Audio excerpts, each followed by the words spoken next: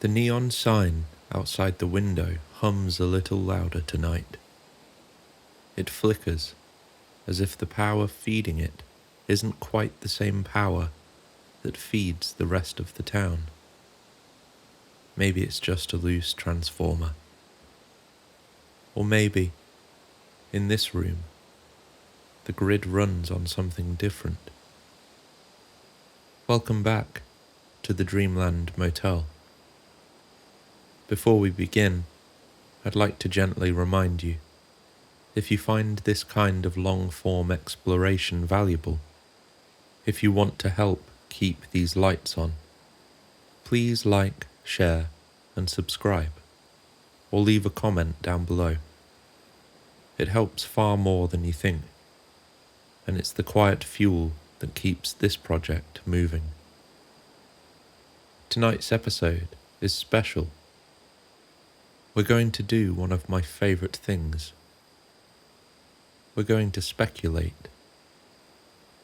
But not about shiny craft streaking across the night sky. It's not about psychic aliens, abductions, or lost time.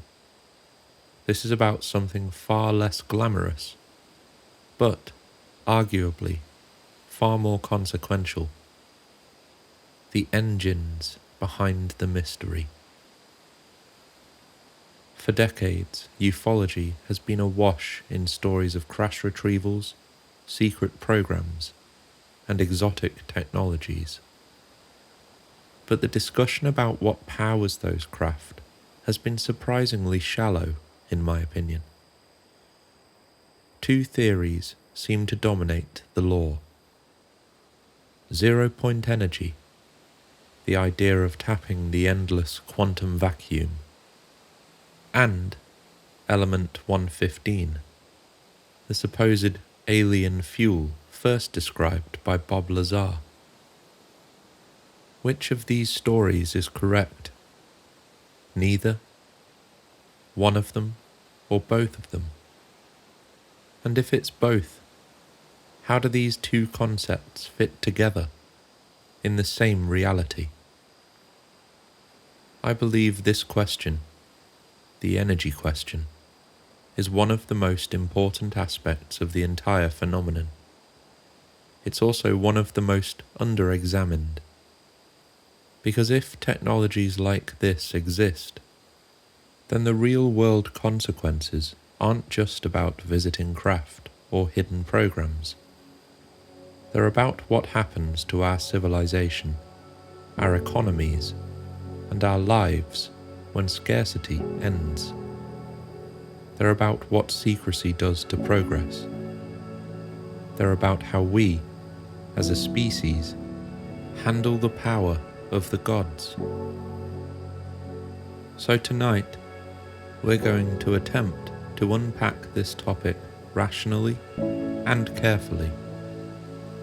We'll separate physics from buzzwords, lore from speculation, and then try to assemble a picture of what these ideas actually mean and why, if they're real, they might be the most life-changing disclosure of all.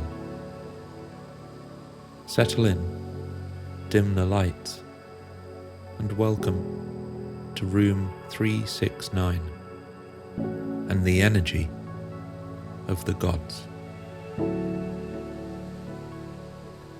Let's start close to home. The nearest star beyond our sun is Proxima Centauri, just over 4 light years away. 4 years at the speed of light. For reference, that's just under 300 million meters per second. Just over 1 billion kilometers per hour. 186,000 miles per second. And just under 700 million miles per hour. Humanity's fastest probes, like Voyager, New Horizons, or the Parker Solar Probe, do not go that fast. The Parker Solar Probe is currently the fastest human-made object that we know of. It has reached speeds of over 430,000 miles per hour, 692,000 kilometers per hour. That is 0.06% the speed of light. At this speed, the journey to our nearest star would take tens of thousands of years. 1,000 human generations would live and die on that ship before it even reached the first pit stop in the cosmos. Now stretch the scale further. The Milky Way, our home galaxy, is roughly 100,000 light-years across. Imagine trying to travel just a third of that distance, 30,000 light-years, from one spiral arm to another. At the speeds we can currently achieve, you'd need hundreds of millions of years. Civilizations could rise and fall 1,000 times over before you'd even make it partway across our galactic neighborhood.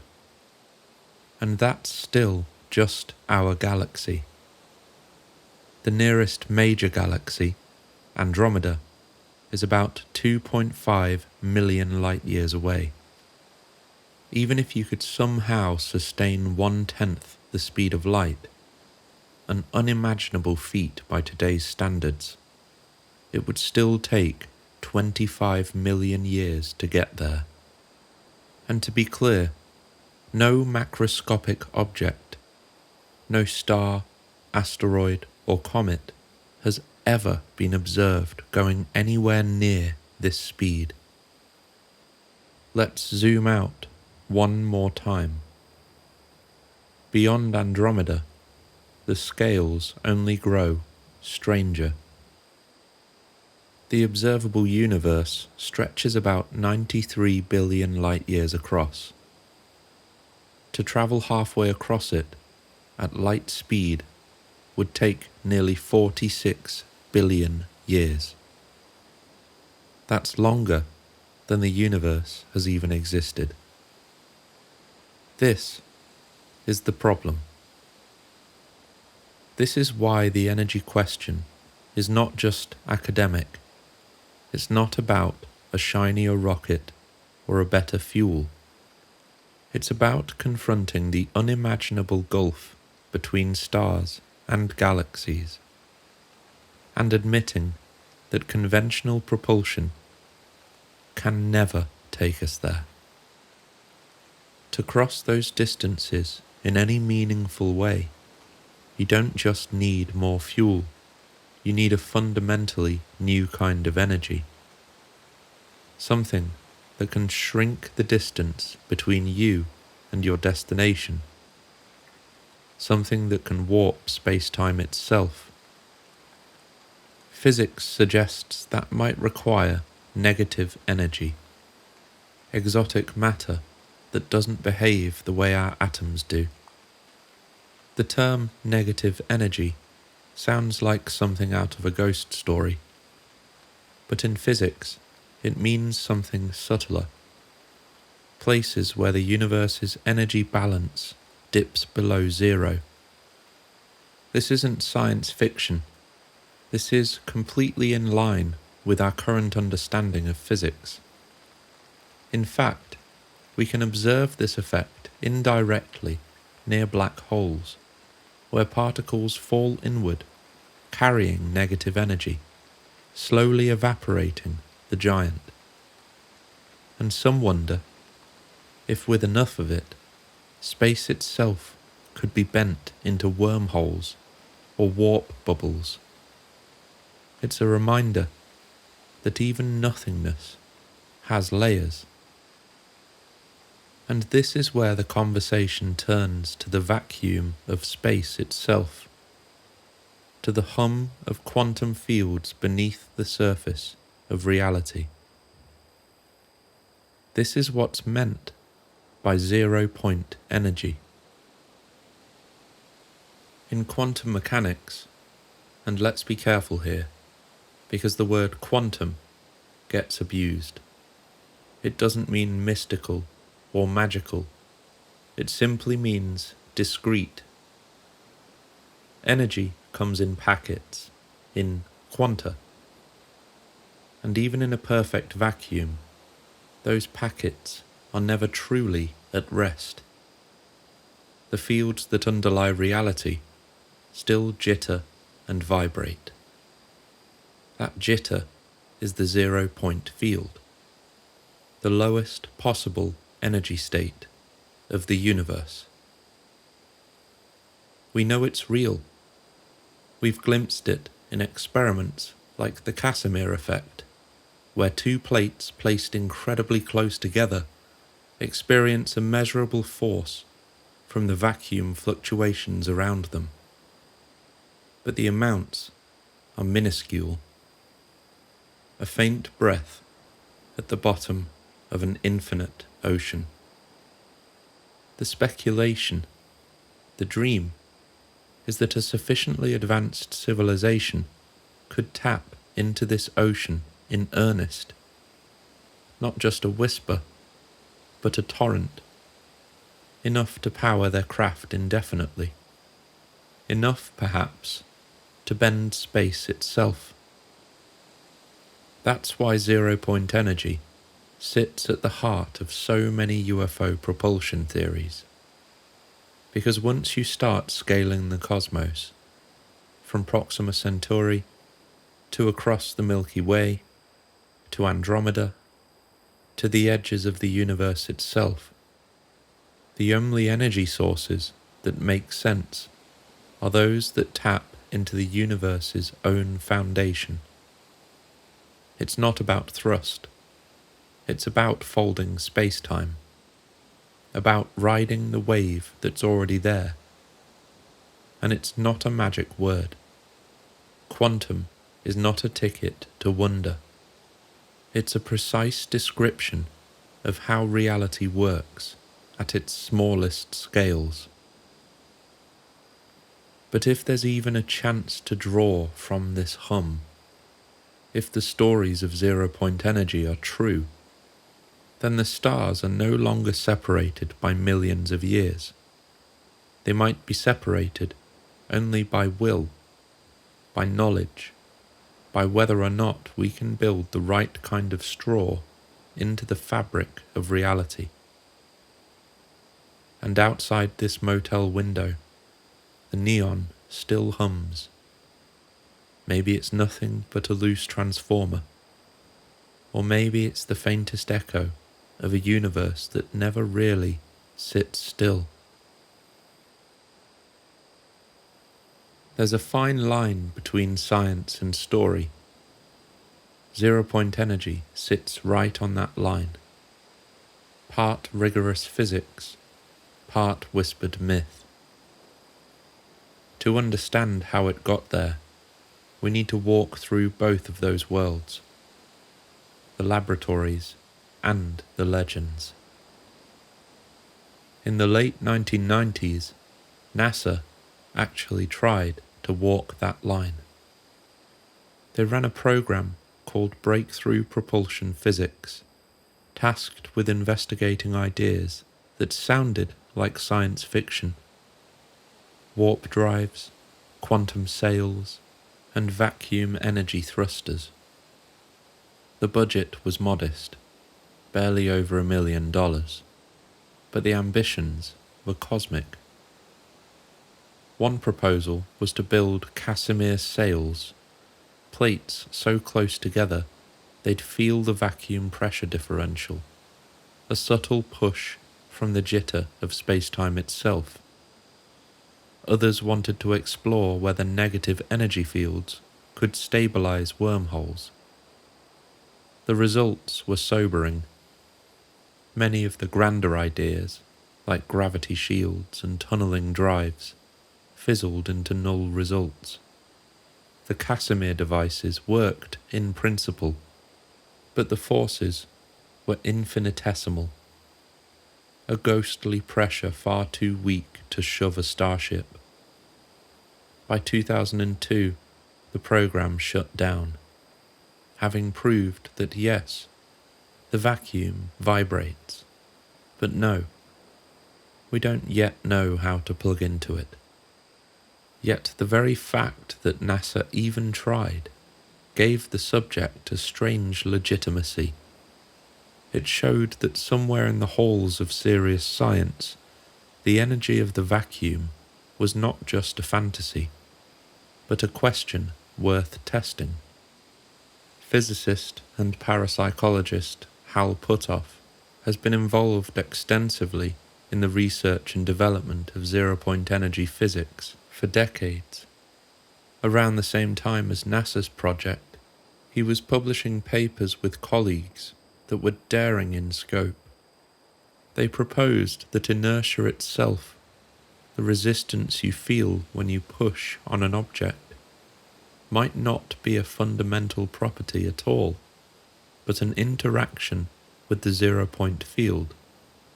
In other words, when you accelerate a mass, you're really ploughing through the vacuum's quantum fluctuations, and the drag you feel is inertia. It was a radical suggestion, one that appeared in respected journals. If true, it meant inertia, and maybe even gravity, were emergent phenomena of the vacuum itself. And if that's the case, then mastering zero-point energy isn't just about free energy, it's about rewriting the very forces of nature. But outside of the scientific journals, another story was being told. The legends begin with the great mavericks, Nikola Tesla, Thomas Townsend Brown, John Searle. Tesla is remembered as a prophet of limitless energy. His Wardenclyffe Tower is often said to have been a free energy device, a cosmic tap. In reality, it was designed for wireless transmission of power, not creation of it. But Tesla's later writings about ambient electricity seeded the lore that he had glimpsed something greater. When the FBI seized his papers after his death, it only deepened the mystery. Was he on the verge of harnessing the vacuum? Townsend Brown, in the 1920s, discovered that high-voltage capacitors produced a small thrust. He called it electrogravitics. To Brown, it wasn't a side effect of ionized air. It was a new force, a bridge between electricity and gravity. He imagined disc-shaped craft powered by what he called his gravitators. He filed patents, courted the Navy, and built tabletop saucers. Mainstream science dismissed it as ionic wind, nothing exotic at all. But in the lore of ufology, Brown's discs were prototypes of the real thing, breadcrumbs of a suppressed propulsion revolution. And then there are the countless other inventors. John Searle with his spinning magnets, Stanley Meyer with his water-fueled car, Eugene Podkletnov with his gravity-shielding superconductors. Some filed patents, some built prototypes, some even died under suspicious circumstances. None produced a reproducible device, but together they formed a mythology of the garage genius persecuted for daring to challenge the powers that be. And into this mythology stepped Dr. Stephen Greer. Greer's claim is simple and bold. The reason UFOs are kept secret is because they represent a new physics of energy, a physics that, if released, would render oil, coal, and even nuclear power obsolete overnight. In his disclosure project, Greer gathered military witnesses not only to testify about UFO sightings, but to hint that these vehicles had already been reverse engineered, their propulsion studied, their secrets locked away.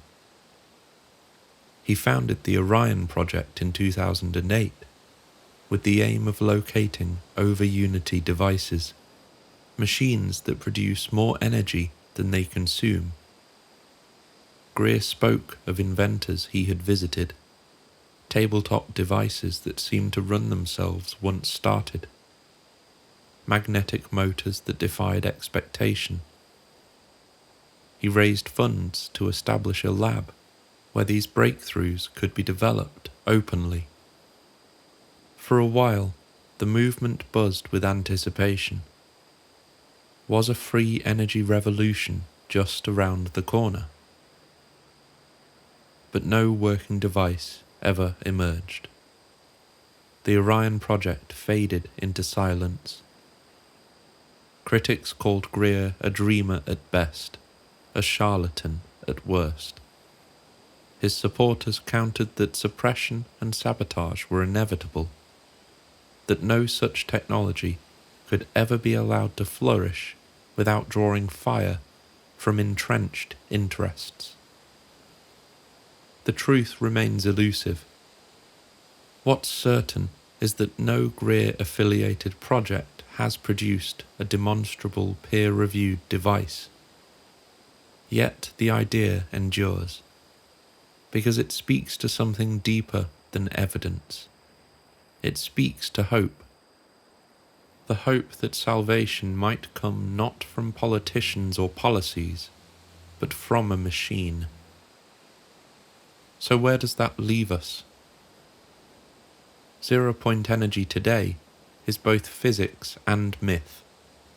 In the lab, it's Casimir plates and vacuum fluctuations, tiny forces measured by delicate instruments. On the fringe, it's Tesla towers and Townsend Brown saucers, Searle generators and Greer's Orion dreams. One world is precise, skeptical, and often disappointing.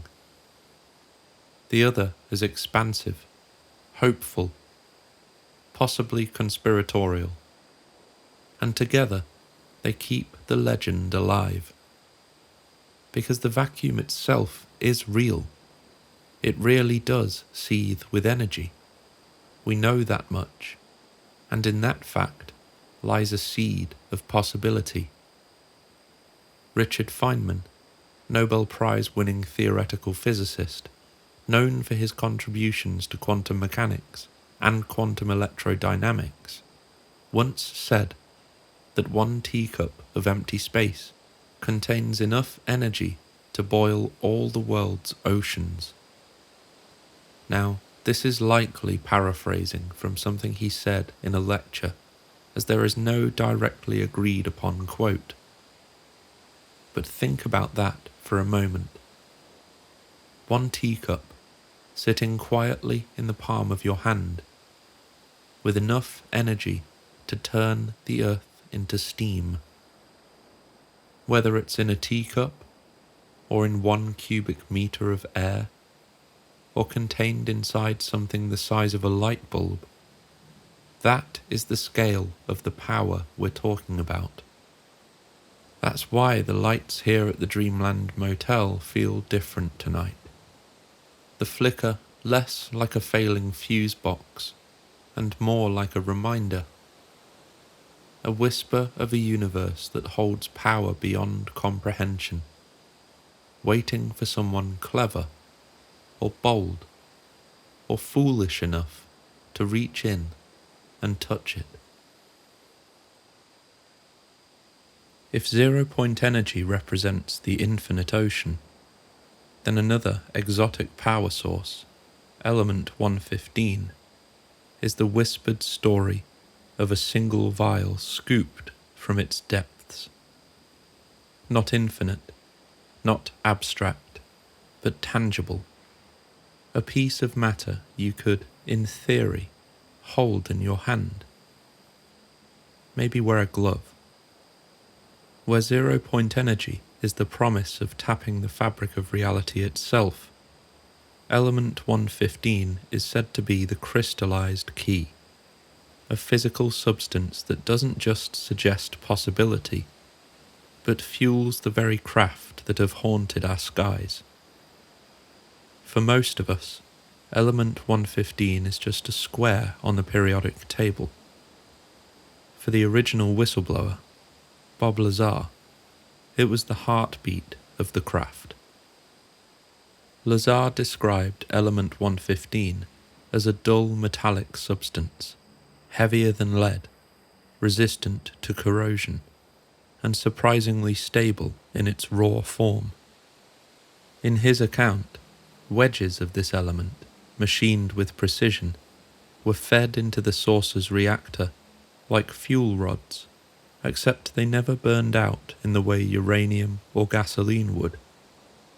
He claimed the material was so precious and dangerous to leak that only a handful of people were authorized to handle it. He claimed that at one point it passed through Los Alamos, where for a time he worked, and that it was handled under the cryptic label LA 1000. And here's the strange thing. Los Alamos LA 1000 does exist. In the official archives, LA 1000 is the designation for a technical report published all the way back in 1950. Alloys of plutonium with aluminium. Just another entry in the long parade of nuclear metallurgy research. But the coincidence of the numbering and Lazar's memory of seeing the tag used in reference to the alien fuel is curious, especially when you consider that the majority of the reports from Los Alamos National Laboratory are not related to metallurgy at all. And yet, coincidentally, LA 1000 is. The simple explanation, of course, is that these records may have been available to Bob during his time there. But I find this to be an incredibly specific detail to fabricate. To put it simply, this is overkill, unnecessary effort that has no benefit, even for an elaborate hoax. To me, the more logical fabrication to come up with would be to make up a number that doesn't appear in the records at all. But I digress. Was LA 1000 just an innocent overlap in Los Alamos report codes? Or was there, buried in the same vaults that catalogued plutonium, a quiet study of something far stranger? The true significance of element 115, Lazar said, was not in its chemistry, but its interaction with gravity. He claimed that gravity is not a single force, but two, gravity A and gravity B. Gravity B, he said, is the familiar attraction between masses, the apple falling from the tree. But gravity A was something subtler, a force operating at the atomic scale. In Lazar's view, gravity A is the binding that holds matter itself together, an intranuclear force that, if amplified, could be manipulated for propulsion. Something to note here. Lazar's gravity A sounds very much like the strong nuclear force, though he has not said these are the same thing. Mainstream science does not describe the strong nuclear force as a kind of gravity, nor does it behave like it. But it's also worth pointing out that physics is always theorizing new unseen forces in an effort to fill the physical voids left behind by inexplicable activity we see at the atomic level. But it's safe to say, mainstream science does not believe there is any room for a force like gravity A. However, Lazar has strangely been right before. At the time Lazar talked about gravity A and B, in 1989, gravity waves were still dismissed by many as theoretical constructs. Detecting them directly was considered science fiction. Yet Lazar insisted that the craft's reactor harnessed and amplified gravity A to produce directed gravity waves. Fast forward from 1989 to September 14th, 2015, when the LIGO, or Laser Interferometer Gravitational Wave Observatory collaboration, stunned the world by announcing the first confirmed detection of gravitational waves from colliding black holes. Mainstream physics had finally caught up. While Lazar's gravity A and B distinction isn't part of recognized science, the fact that he spoke of gravitational waves decades before their proof has been, for many, one of the more intriguing aspects of his testimony. So, according to Bob, how did element 115 make the impossible possible? In Lazar's explanation, a small wedge of 115 sat inside a reactor dome. A focused proton beam struck the nucleus, forcing it up one rung on the periodic ladder to element 116. But this new state was fleeting, decaying almost instantly. That decay released antimatter, which was then directed into a gaseous target where matter-antimatter annihilation occurred. This annihilation was not messy like an explosion. It was controlled, efficient, nearly 100% of the mass converted to energy, and crucially, along with power, it produced a focused gravitational distortion. That distortion was then picked up by the gravity amplifiers, 3 vertical devices beneath the reactor, capable of pivoting and aligning. In one mode, the craft would hover by balancing on its gravity wells. In another, the amplifiers combined into a single beam, projecting a gravitational distortion ahead of the saucer. The craft would tip forward and slide into the curved pocket of space-time it had just created. The effect was not thrust, but space-time manipulation. The saucer wasn't moving through air. It was falling continuously into a gravity pocket that it created ahead of itself. Inside the bubble, inertia vanished.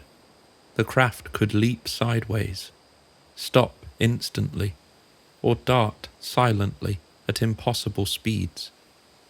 To outside observers, it looked like magic. To Lazar, it was simply a reactor bending gravity A. What struck Lazar most was how compact and quiet it all was.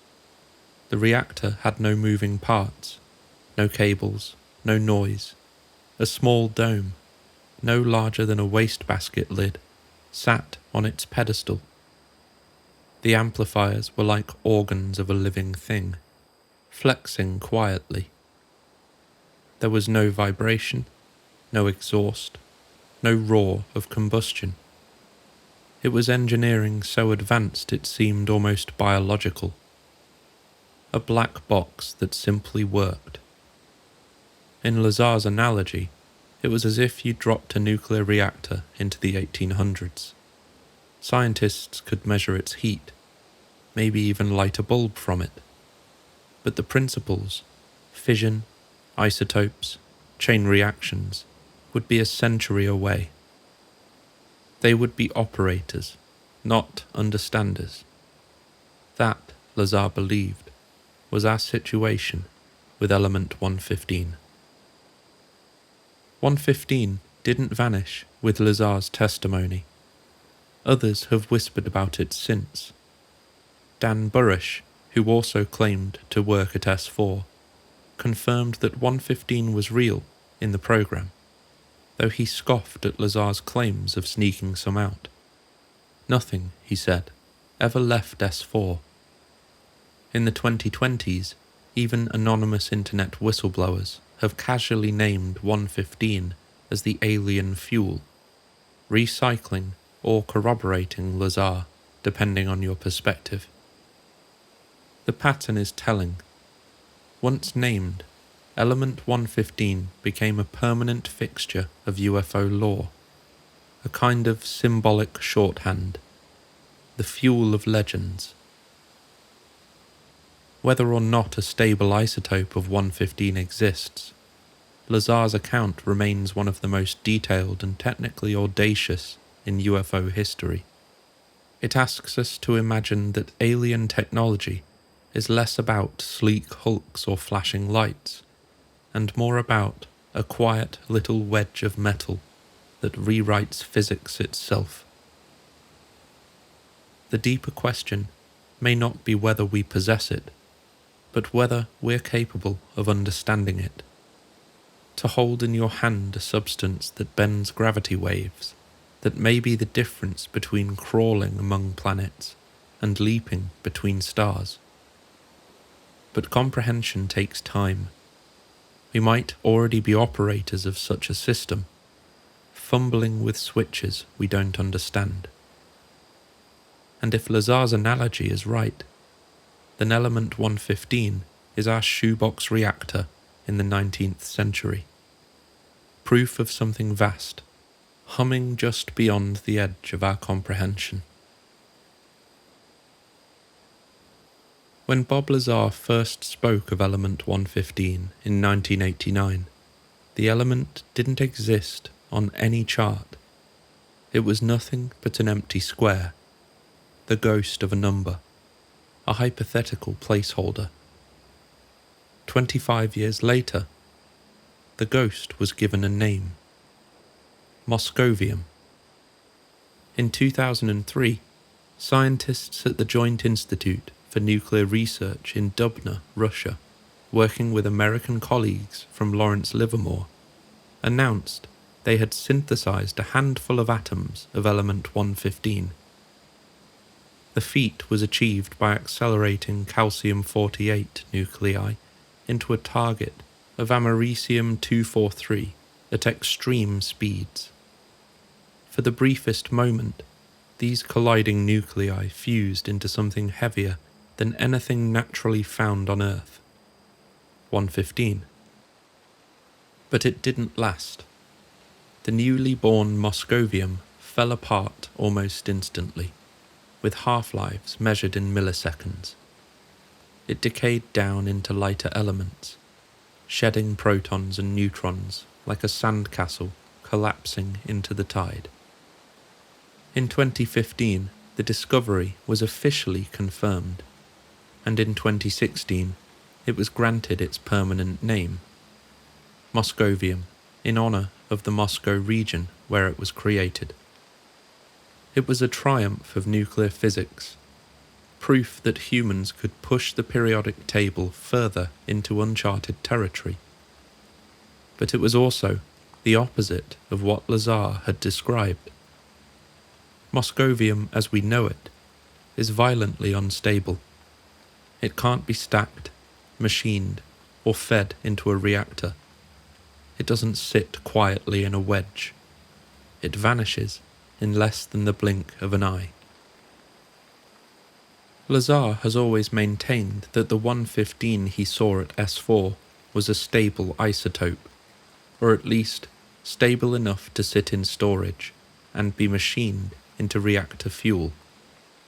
He said it plainly: the problem isn't making 115, it's finding the right isotope. Our Moscovium is too neutron poor. It crumbles immediately. But in the theoretical charts of nuclear physics, there is something called the island of stability, a predicted zone where super-heavy elements might, under the right balance of protons and neutrons within the nucleus, live much longer. Not eternally, but long enough to be useful. Nuclear scientists describe it as a kind of archipelago on the periodic map. Most heavy elements are like unstable rafts in stormy seas. breaking apart as soon as they form. But theory predicts there could be these islands, where the numbers line up just right. Magic numbers of protons and neutrons that yield unusually stable nuclei. For element 115, some calculations suggest that if you added dozens more neutrons than the isotopes we can currently make, you might hit that island. Such a version might not just survive milliseconds, but days, years, even, for all intents and purposes, indefinitely. That's the sliver of plausibility that keeps Lazar's story alive in scientific circles, because while no stable Moscovium has ever been seen, the concept of a long-lived isotope is not nonsense. It's a recognized possibility in nuclear theory. Lazar, whether by luck, foresight, or knowledge, has been consistent on this point for decades. So is this a win or a loss for Lazar? He himself has never gloated. He never popped up on camera saying, "I told you so." And the silence, to me, is telling. Lazar understood something that casual commentators often miss. Given enough energy and the right colliders, nuclear scientists always expected to reach element 115 and beyond. In fact, since Lazar's story first broke, we've made it all the way to Organocin, element 118, the heaviest element yet confirmed. The mere act of creating super-heavy elements was never the controversy. It was only a matter of time. Our continued progress in nuclear synthesis, past element 115, all the way to 118, does raise a puzzling question.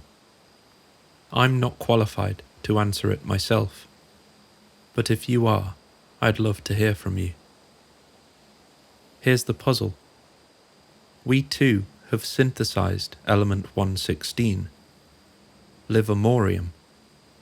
In fact, the same laboratories that first created 115 had already produced 116 several years earlier. And just like Moscovium, it decayed almost instantly.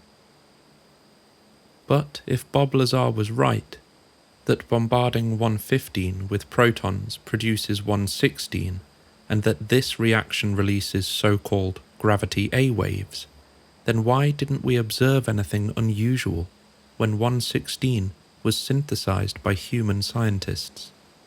Is it possible that different isotopes or different modes of decay could create different environmental effects?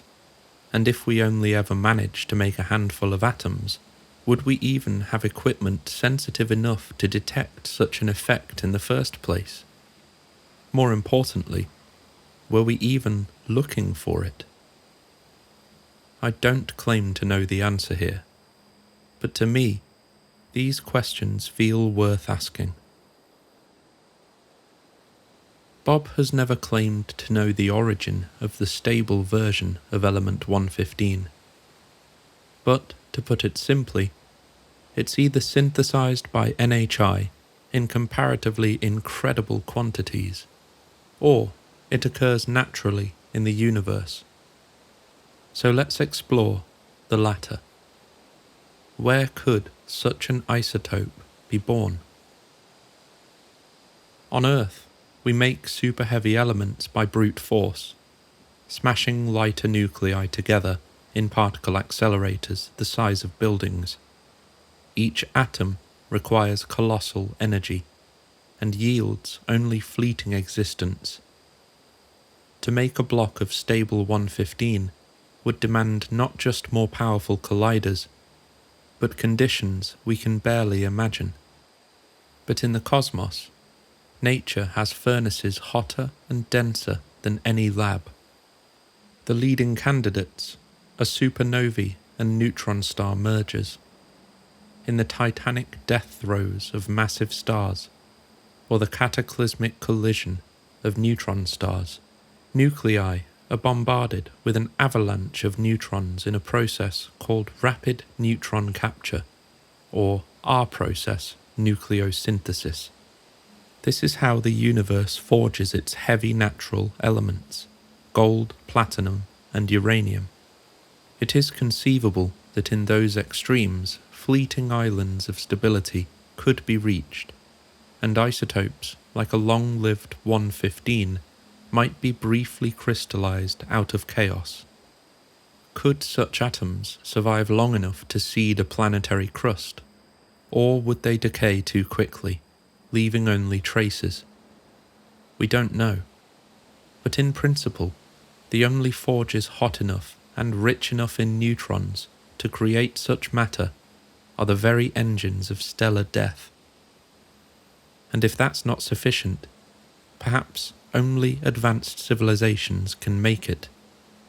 By building colliders or reactors with energies beyond ours, they might step into the island of stability and mine it deliberately.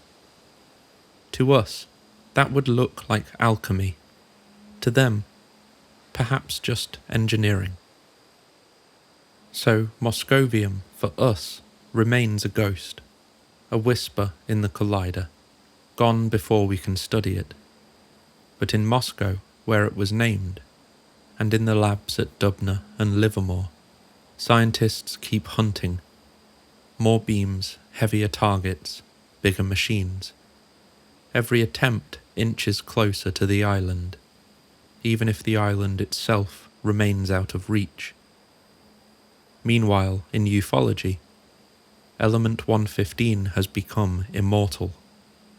It doesn't matter that Moscovium collapses in milliseconds. The legend persists that somewhere there exists a version that does not. A version that fuels disks and bends space-time. A version that Lazar held in his hands, machined under the Los Alamos tag LA-1000, and fed into a humming dome that rewrote gravity. Perhaps that is the essence of the divide. Possession versus comprehension. We can smash atoms together and say, yes, element 115 exists, but understanding how to keep it stable, or how to use it to pull on the threads of gravity itself, remains beyond us. If a stable isotope of 115 does exist, it may be born only in the death of stars, or in the colliders of civilizations far older than ours. Picture a society that forges its fuel in the aftermath of neutron star collisions, or one that builds artificial suns as crucibles for exotic matter. Imagine miners not in tunnels of rock, but in the swirling debris of supernovae. This is the scale of possibility implied by Lazar's claim. Moscovium as we know it is fragile, fleeting, uncooperative, but the dream of a stable isotope persists, shimmering on the horizon like a mirage. It is the bridge between what physics says is possible and what UFO lore insists is real. And so element 115 sits between Moscow and Dreamland, between the colliders of Dubna and the hangars of S4, a ghost in one world, the fuel of legends in another. But if that fuel exists, if some stable wedge of 115 truly powers a gravity amplifier, then we can understand why the stories turn darker from here on out. Because possession of such a power source would not just be a scientific breakthrough, it would be the ultimate prize in a shadow war, a black budget race for energy unlike anything humanity has ever known.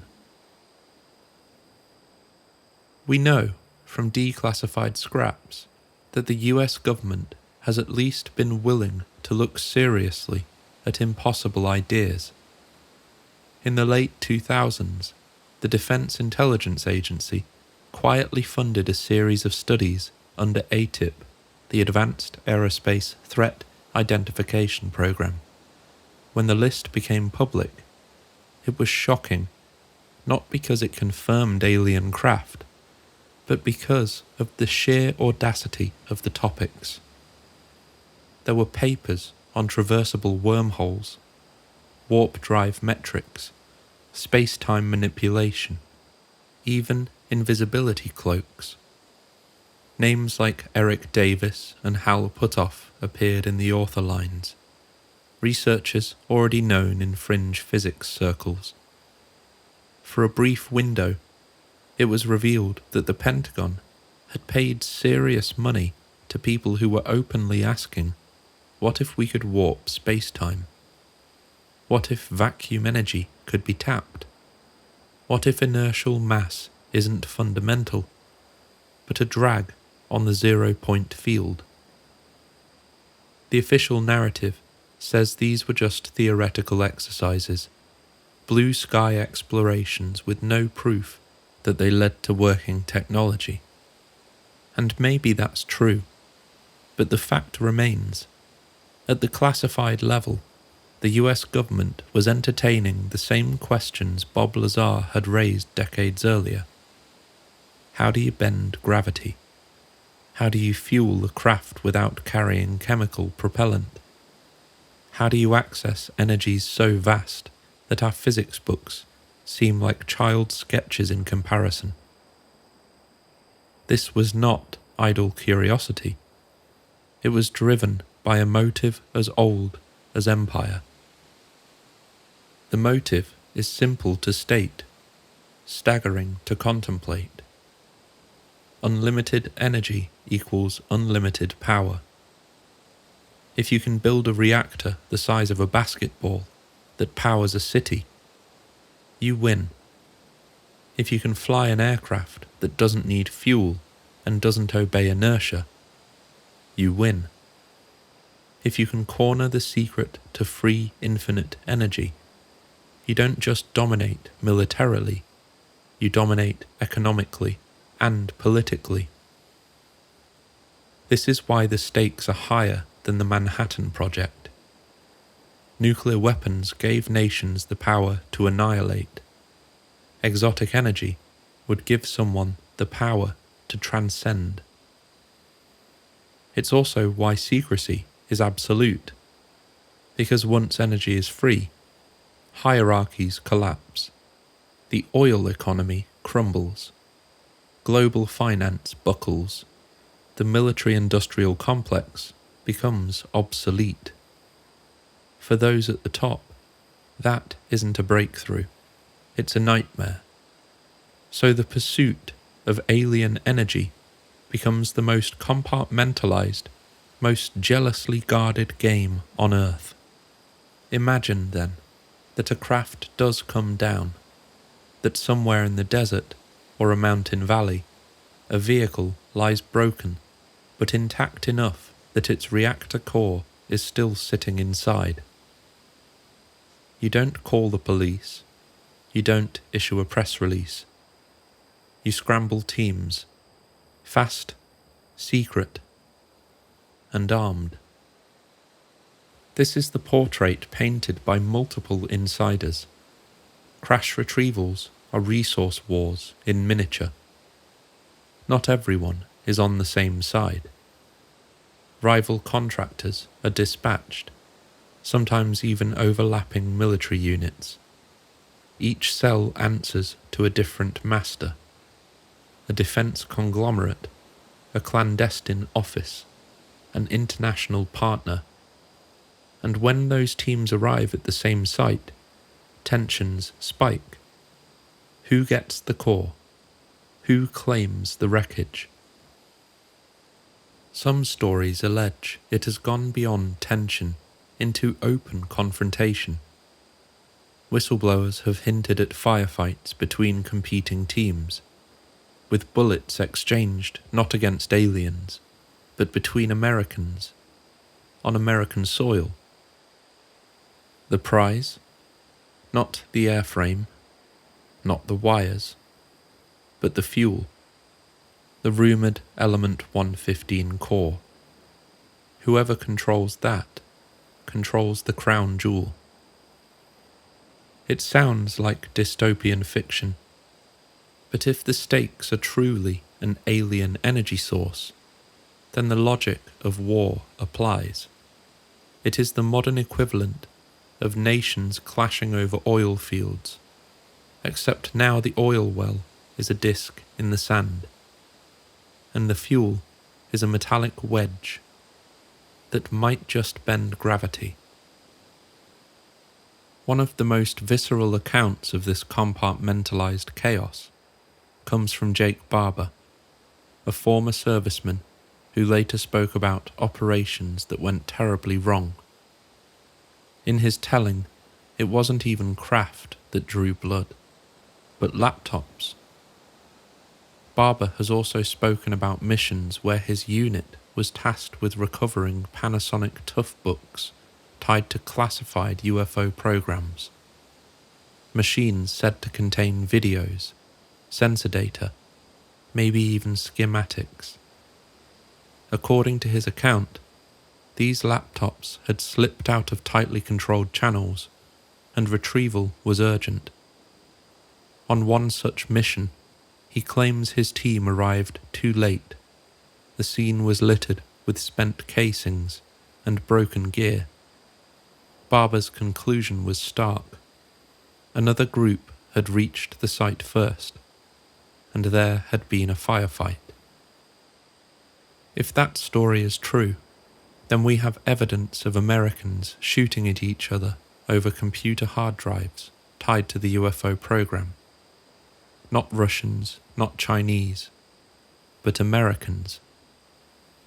That's how extreme compartmentalization has become. Units don't trust other units. Contractors don't trust their supposed partners. Each cell sees itself as the sole guardian of the prize, willing to use force against anyone who approaches. Barber's anecdote is striking not because it confirms alien reactors, but because it reveals the psychology of secrecy.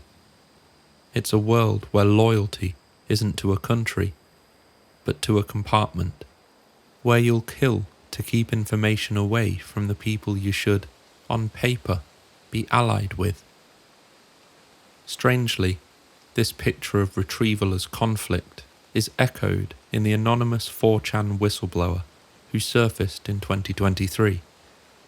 Among their claims was that in some operations, teams were sent into craft not to study the airframe, but to extract the 115 cores. The reactor was the mission objective. Get it out, get it secure, get it back to the vault. That was the fuel of legends, the prize everyone scrambled for. The same whistleblower added an almost offhand remark. In the culture of these programs, invoking Bob Lazar's name is a red flag. Anyone who brings him up in a meeting marks themselves as suspicious. To superiors, it signals either a lack of discretion or a hint of outside contamination. Ironically, that paranoia itself seems to validate Lazar's role in shaping the myth. His story haunts the retrieval's culture, so much that merely mentioning it is taboo. Taken together, Barber's anecdote and the 4chan leaks suggest a consistent theme. Retrieval isn't science. It's triage and security. Teams don't linger to study. They rip out the cores and fight anyone who stands in their way. While the crash retrieval stories evoke images of helicopters, guns, and desert night ops, there's another, quieter battlefield in this black-budget energy race. The realm of seizure powers and legal authority. Since the dawn of the atomic age, the US government has maintained extraordinary control over anything deemed nuclear. The Atomic Energy Commission, created in 1946, wasn't just tasked with managing bombs and reactors. Its charter gave it sweeping powers to classify, restrict, or physically seize any information, material, or device it judged to have nuclear significance. A term so broad it could cover virtually anything.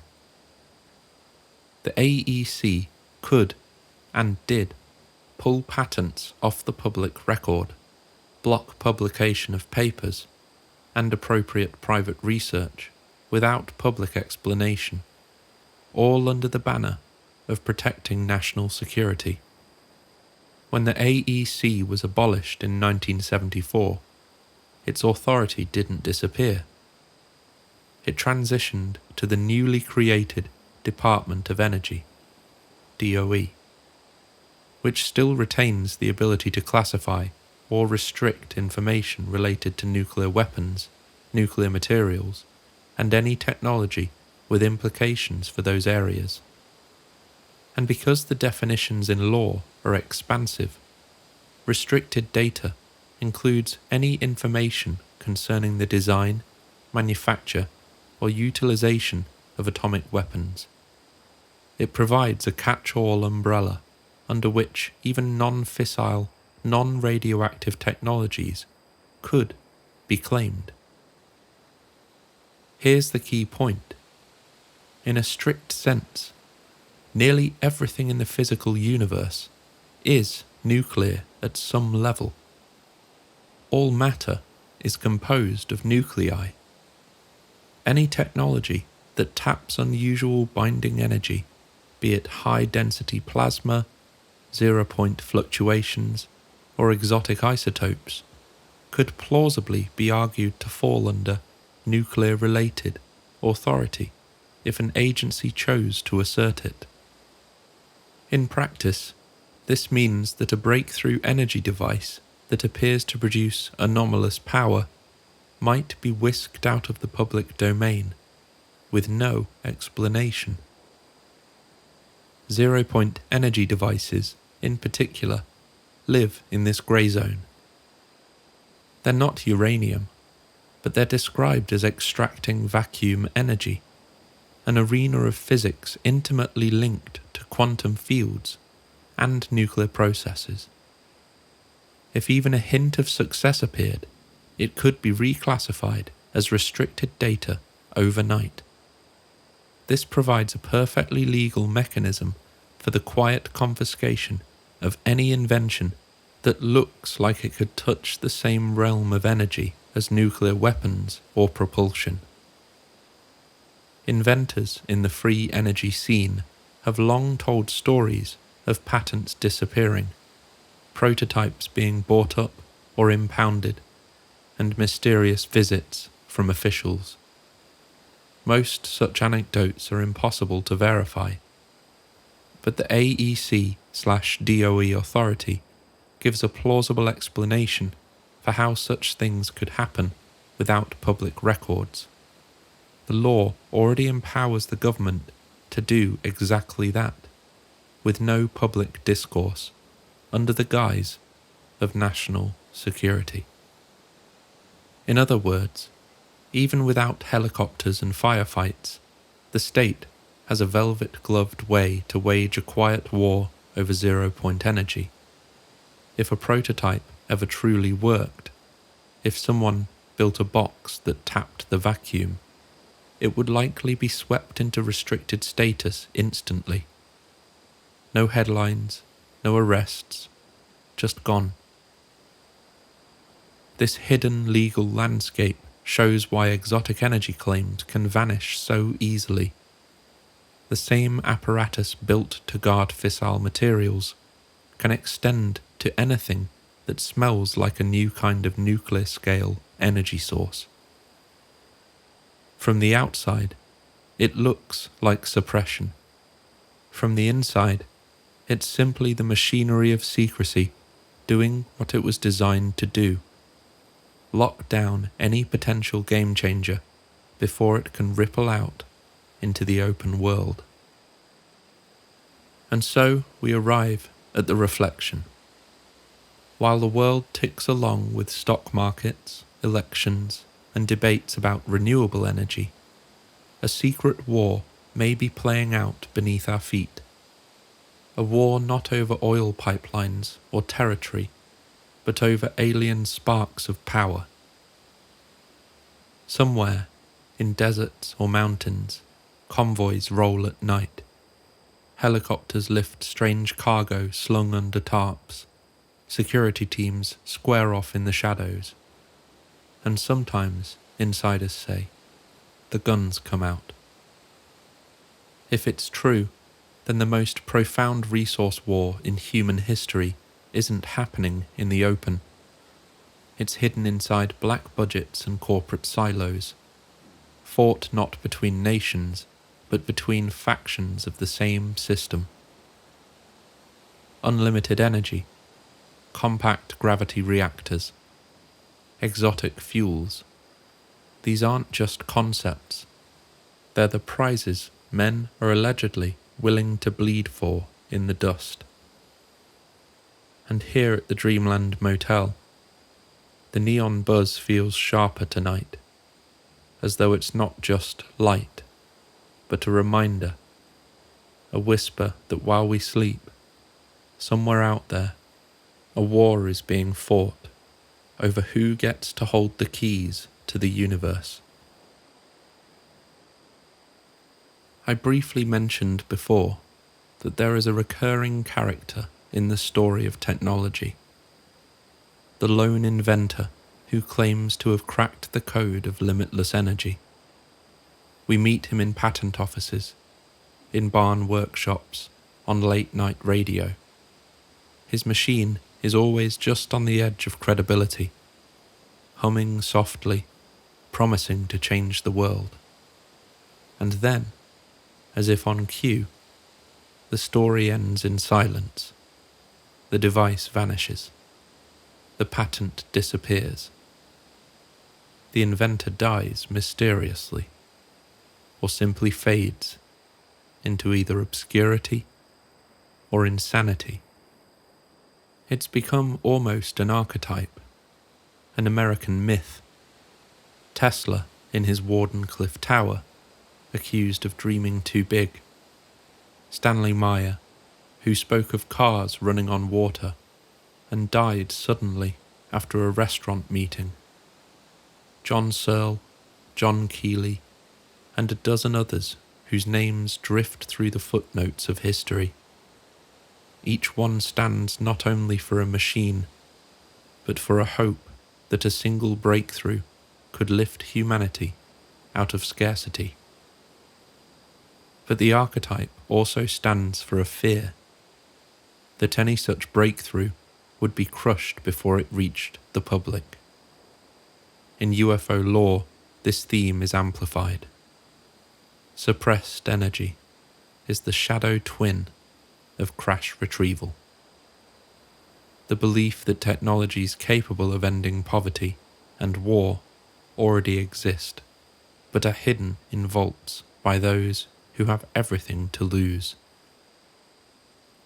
It's a dream older than Tesla, the dream of abundance.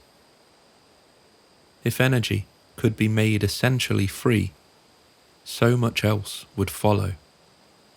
Poverty would collapse as a category altogether. Water could be desalinated anywhere. Food could be grown in deserts. Cities could run without any pollution. Transportation would be effortless. Decentralized power grids would end the stranglehold of monopolies. Wars over oil and resources would become meaningless. In the disclosure movement, this is often stated explicitly. Dr. Stephen Greer has said repeatedly that free energy is disclosure, that revealing the UFO reality without revealing its energy source would be a cruel half-truth. To him at least, the only meaningful disclosure is one that brings with it the technologies to transform civilization. In his telling, that's why secrecy is so ferocious. The real threat isn't that aliens exist, it's that their power source, once known, would end the current world order overnight. This utopian vision has a powerful emotional pull. It's the promise of a post-scarcity society, where abundance frees us to turn our attention from survival to flourishing. It's the dream of finally living like the Star Trek Federation, instead of Mad Max. But flip the coin, and the dream darkens very quickly. Unlimited energy is not just abundance, it's disruption. Entire sectors of the economy would implode. The global financial system, built on scarcity and competition, would convulse.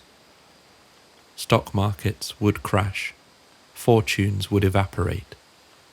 Political hierarchies, propped up by control of energy, would dissolve. Those at the top of the current system might not be evil masterminds so much as pragmatic custodians of their own survival. To them, free energy is not salvation, but chaos. It's not the dawn of a utopia, but the detonation of a bomb under every institution they know. If everyone has free energy, you find out quickly who really has something to offer, and who was just standing on a pile of inherited power. In other words, abundance removes the veil. It levels the playing field, and for those who rely on the veil, that's existentially threatening. So the story of suppressed inventors is also the story of suppressed possibility. It's a mirror held up to our own ambivalence. We want abundance, but we fear what it would reveal about ourselves. In Dr. Greer's framing, disclosure without free energy is meaningless, but free energy without disclosure might be dangerous. Too disruptive to release without a change in consciousness. This is where the cultural archetype takes on almost a religious dimension. The suppressed inventor becomes a kind of prophet, rejected not because he's wrong, but because the world isn't ready. Tesla becomes Prometheus, stealing fire from the gods and punished for it. Maya becomes the martyr. It's no longer just a question of patents and prototypes. It's about timing and readiness. If abundance arrived tomorrow, would we handle it wisely? Or would we simply use it to build new weapons, new inequalities, new forms of domination? And so the free energy dream sits at the heart of our paradox. We yearn for liberation from scarcity, but we suspect that we are not yet equipped to handle it. We tell stories of lone geniuses silenced by the powers that be, but perhaps unconsciously, we're also telling stories about ourselves, our fear of the mirror that abundance would hold up. The Dreamland Motel tonight vibrates with that contradiction. The warm lights of the motel sign promises warmth, shelter, continuity, but just beyond the parking lot is the desert, wide and empty, where rumours of confiscated devices and vanished inventors blow like tumbleweeds. If there is a device somewhere that can sip the vacuum and power the world, perhaps it is locked away not only because of greed, but because of our own unreadiness. Free energy is the ultimate invitation, and the ultimate test. It is salvation and threat at once. A promise that could save the planet, and a disruption that could tear down the hierarchies built over millennia. Until we choose which story we're ready to live, the suppressed inventors will remain our mythic figures, and their machines will remain in the shadows, glimpsed but not grasped, like a glow behind a locked door at the end of the motel hallway. So, a technological utopia. Sounds great, doesn't it? Cities without smog, homes without bills, clean water gushing in the deserts, poverty dissolved into memory, humanity at last free to create instead of toil. So what's wrong with that? I believe the answer lies in the scale of the transformation. Unlimited energy is not just convenience, it is metamorphosis. A species that learns to command it crosses a boundary, from survival to divinity. Not divinity in the spiritual sense, perhaps, but in the practical. The ability to mold reality at will. Consider what happens when energy is no longer scarce, when every home, every machine, every human project has power without limit. No resource constraints, no economic bottlenecks, no ceiling on ambition. Civilization becomes unrecognizable. Terraforming Mars is no longer a dream, it's an engineering project. Starships become not impossible, but inevitable. Biology itself could be rewritten, powered by infinite energy to run infinite simulations, to an earlier species, even to us, here and now. Such a civilization would appear godlike. But energy alone is not enough. Power without direction is chaos. That's why the other half of the equation matters. Mind. Energy needs intelligence to wield it, and here on Earth, the most obvious candidate for that role is artificial intelligence. We've already glimpsed how close we are. AI systems designing proteins, writing code, generating knowledge at speeds human minds simply can't match. Pair that with unlimited energy, and the limits fall away. The power demands on modern AI are already enormous. Data centers groaning under the weight of billions of parameters. But give AI a tap into zero-point energy, and suddenly power consumption is no constraint at all. Imagine a self-replicating AI, building its own infrastructure, expanding without cost, its growth fueled by the endless trickle of vacuum energy. The one brake on its ascent, electricity, gone. That is the equation. Energy plus intelligence equals divinity. A superintelligence paired with an infinite energy source is the most powerful combination the universe can create. It could seed itself across galaxies, unfurling in every direction, leaving behind nothing but machine gods with the patience of stars. And perhaps this is why the UFO presence seems so watchful. In my earlier episode, AI and NHI, Making the Connection, I explored the possibility that what we call aliens may already be artificial beings, scouts or extensions of other civilizations' intelligences. If that's true, then the idea of humanity stumbling toward the same threshold, AI plus infinite power, would not go unnoticed.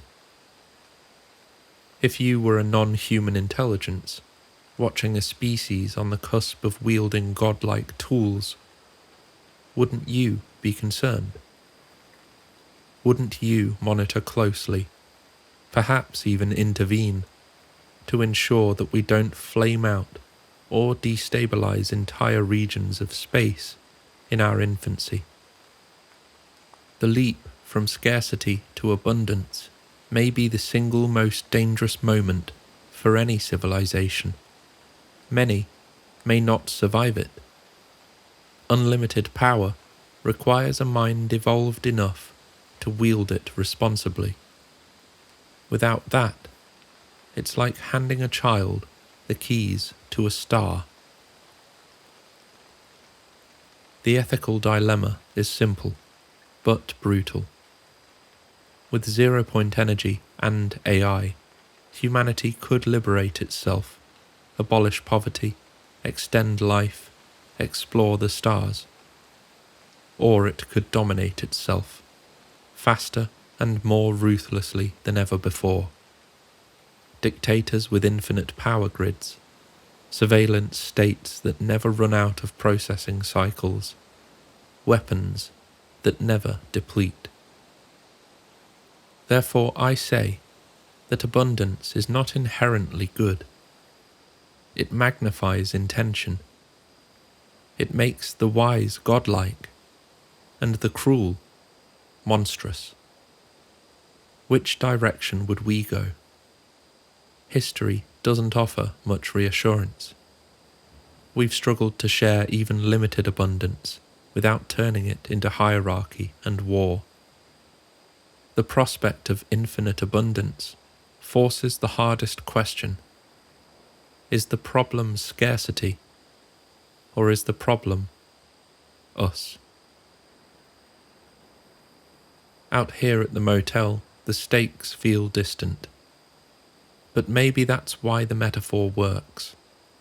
Our lights, our heaters, our coffee makers, they all hum because of fragile grids and bills paid on time. Mostly. One storm, one blackout, and it all collapses. We are still a civilization balanced on cords and wires. But imagine for a moment if that fragility disappeared. Imagine if every room, every street, every life had an eternal power source no storm could touch. It would feel like magic. It would feel like the beginning of something holy. And that's the threshold, the point where energy and intelligence merge, and a species steps into the role of creator. The point where we stop being defined by what we lack and start being defined by what we choose to become. It sounds utopian. It might be apocalyptic. But either way, it is the doorway we are walking toward. And maybe the lights in the sky are there because someone else walked through it first. So surely 0-point energy is the end game, right? Case closed. We know it exists scientifically. There's testimony indicating that the technology to harness that power exists. So is anybody else listening starting to form a question in their mind? Are you? If 0-point energy is all-powerful, infinite, and achievable, why does element 115 play any role at all in ufology? Perhaps the true reality is that harnessing 0-point energy in any meaningful way really isn't possible, and what actually powers these craft is element 115 after all. Or perhaps it's element 115 that's the farce, and 0-point energy is the real prize everyone's fighting over. Or perhaps they're both illusions, and we're wandering in the dark, not just aimless but blind, fumbling for a door that might not even exist. But there's one problem with that last statement. I, like most of you, believe in non-human intelligence, and what's more, I believe they've visited us, most likely from a place unimaginably far away, using a technology that must bend space itself, eliminating the distance between worlds, and maybe realities altogether. We've already shown that traditional propulsion can't possibly be a hope for the survival of a species, let alone interstellar travel. By that logic, if NHI truly are visiting, then exotic power isn't speculation. It's a fact, waiting quietly behind their arrival. So we return to our previous two statements: 0-point energy or element 115. Who's lying here? Which one is the rabbit hole with no escape? I'd like to propose an alternative. What if both exist? And what if both exist for very specific reasons? Think of 0-point energy as a well, an infinite reservoir that can be drawn from, but only so fast. It's there, it's everywhere, but it's a trickle, not a torrent. Perfect for hovering, auxiliary power, or running ship systems. A craft that can tap the vacuum could stay aloft indefinitely, power its instruments, maintain life support.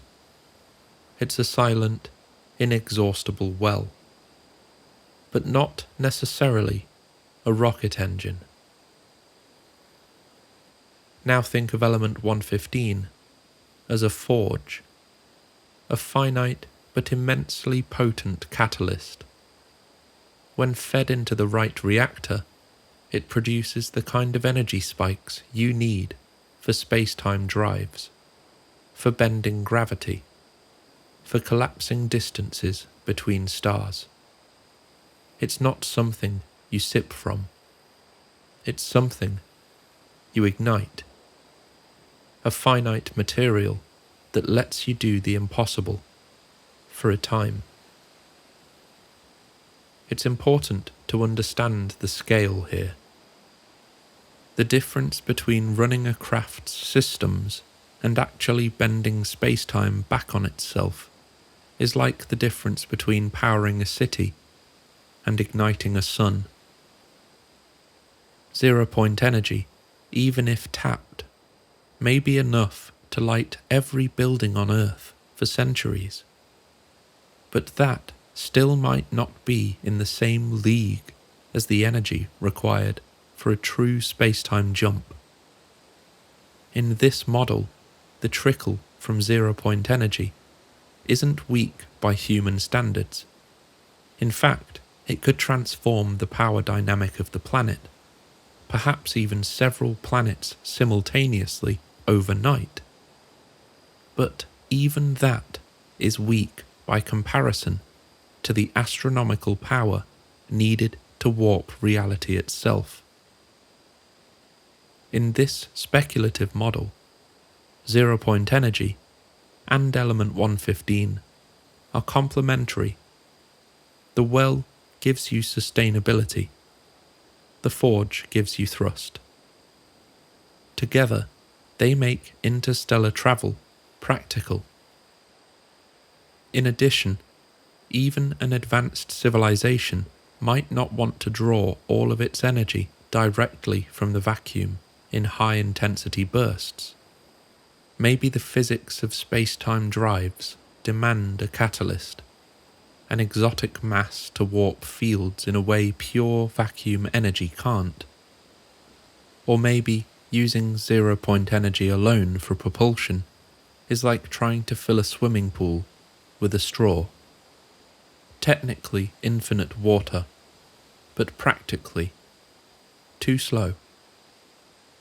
So you draw from the well for most things, and you keep the forge for when you need a leap, a transition into another regime of space-time, a hybrid system. If this model is right, it explains why crash retrievals would persist for decades. Maybe by now the zero-point energy part is reproducible. Maybe labs on Earth have managed to tap the vacuum for a steady trickle. That's no longer the bottleneck. But element 115, the forge, is. That's the part we can't make at scale. It's rare, finite, maybe even impossible for us to synthesize in a stable form without stellar-level energies. So every time a craft comes down, every time a reactor core can be salvaged, it's like striking gold, or rather, striking antimatter. This would explain why crash retrieval stories focus so much on fuel cores. It would also explain the rumours of firefights and private contractors racing to sites. It's not the airframe they're after. It's the wedge in the reactor, the forge at the heart of the ship. It's hard for us to imagine alien energy systems, but we do understand hybrids. We built cars with batteries and gasoline engines, one for efficiency, one for bursts of power. We build aircraft carriers with nuclear reactors to sustain operations, and catapults to launch planes. We use auxiliary engines for hovering and main engines for flight. In the same way, a craft might sip from the zero-point well to hover silently over a field, and then switch to the element 115 forge to tear a hole in space-time and vanish to another star. If this model is even partly true, it teaches us something profound about abundance. Even in a universe of infinite energy, there may still be something rare that you need. You can have an endless well of background power, but you still need the catalyst to ignite it, the spark to cross the threshold. You can sip the vacuum forever, but to leap between stars, you might need a single grain of some exotic isotope born in the death of suns. And that makes sense in a strange way. It mirrors our own condition. We already live surrounded by infinite energy, sunlight streaming onto our planet every day. And yet, we are bottlenecked by the materials and infrastructure needed to capture and use it. The universe offers abundance, but abundance is always gated by some scarcity. Perhaps that's why the retrieval war never ends. Perhaps that's why, despite decades of rumours, nobody has flipped the switch and ended the energy crisis.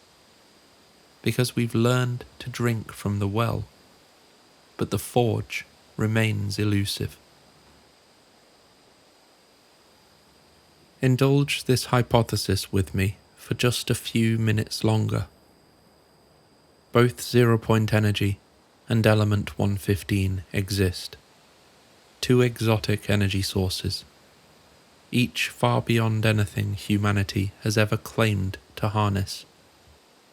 And at least one of them, 0 Point, has direct applications for every human being on Earth.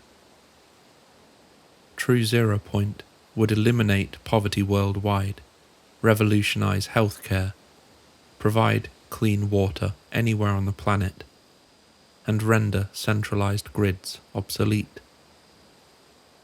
Element 115 I can understand restricting. You wouldn't want a high school student folding the universe in on itself for a science fair project. But 0 Point, why keep that a secret? The answer, I believe, may be simpler and darker. 0 Point energy would make energy generation essentially free. And in the world we live in, free is exactly what the stakeholders at the top never want to hear. If both of these power sources exist, if the legends we've discussed hold any truth, then the secrecy surrounding them says more about us than about the technologies themselves. We are not simply a species being denied fire by jealous gods. We are a species holding fire in one hand and wondering if it's too soon to strike the match. This is the mirror the UFO story holds up. It reflects our own ambivalence about power, trust, and fairness. The standard explanation is that it's simply too dangerous. But I say that excuse rings hollow. We already handle nuclear weapons, the most destructive devices ever built, with strict protocols. We've managed to keep warheads in silos for decades without vaporizing ourselves, and we have the stockpiles to do this several times over. So the idea that 0 Point energy is uniquely too dangerous to manage is implausible. I suspect the real reason for secrecy may be far more mundane. Those who already hold power have nothing to gain and everything to lose. Free, unlimited energy collapses the economic and political hierarchies they sit atop. Stock markets, obsolete. The energy sector, a cornerstone of global wealth, obsolete. Control of nations would shift overnight. The issue isn't that the technology is too powerful, it's that its power is decentralizing. It makes kings into stewards. And listen carefully when I say this. Most kings do not volunteer for that demotion. Even deeper than that is something inside us. Our minds still run on archaic software. We're tribal, status-driven, scarcity-based. We evolved in small bands, competing over limited resources. That code is still there. We measure ourselves by relative wealth, relative power, relative status. Free energy would remove that mask. Everyone would be forced to stand on what they are, not what they control. For those whose identity is built on control, that is a terrifying prospect. The secrecy is not only about protecting a technology, it's about protecting an entire world view. It's about protecting an ego. But acknowledging this is not the same as accepting it. This is not justification. This is the very reason we must try to share it, to prove we are ready. If we truly want to meet whatever intelligence is out there as peers, not subjects, we cannot keep hoarding abundance like dragons. We have to show that we are capable of stewardship, of sharing a power source without turning it into another hierarchy or another weapon. Maybe that is the real test. Not whether we can unlock 0-point energy, but whether we can unlock our own reflexes, our own programming, and choose to use abundance differently. Perhaps our willingness to share abundance is the real signal to the universe, not a radio beacon, not a SETI ping, but a moral act, a civilization choosing to distribute godlike power rather than hoard it, a civilization proving by its behavior that it's ready to step onto the cosmic stage. If that's the case, then the UFO phenomenon isn't simply about propulsion or fuel. It's a mirror at a civilizational scale, showing us a version of ourselves we could grow into, waiting to see what we'll choose to become. And that brings us to the end of tonight's stay at the Dreamland Motel. We've wandered through wells and forges, through suppressed inventions, secret wars, and the possibility of godlike combinations of power and mind. But more than anything, we've held up a mirror, not just to the phenomenon, but to ourselves. If 0-point energy and element 115 are real, then the question isn't only what they can do, but what we would do with them. Would we share abundance or hoard it? Would we become stewards of infinite energy, or kings of a crumbling hierarchy? That, in the end, is the real test. Not whether we can seize the fire, but whether we can share it without burning the world down. As always, thank you for checking in here tonight. If you've enjoyed this journey, please remember to like, share, and subscribe. It helps keep the lights on at the motel. And if you find yourself reflecting on these questions later, know that you're not alone. Somewhere out there, others are wondering it too.